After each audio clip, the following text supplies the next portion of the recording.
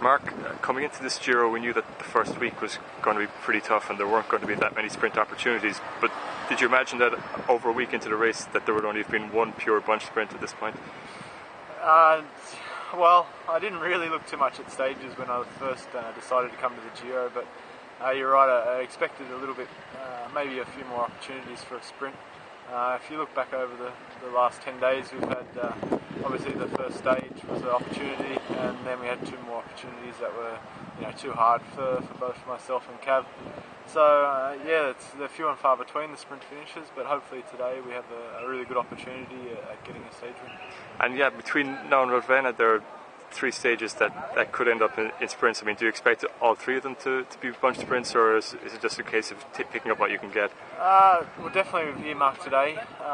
Tomorrow I think will be too difficult for a bunch sprint, and then the last stage into Ravenna will be I think our last chance for a sprint finish. So that's two opportunities, and I think there's two good chances that we can get a win. And I mean, when there's so few opportunities, does that add to the pressure, or does it just make those victories all the more valuable and worthwhile?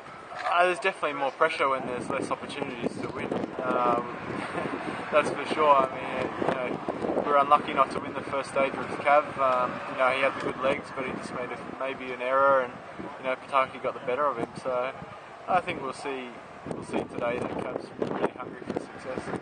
And just speaking in general terms, comparing Giro sprint finishes and Tour sprint finishes, they seem to be a little bit more complicated in the Giro, that narrower roads or climbs thrown in a little bit before the finish. I mean, as a team, are they more difficult to take on? Yeah, they're a lot more difficult than a Tour de France stage finish.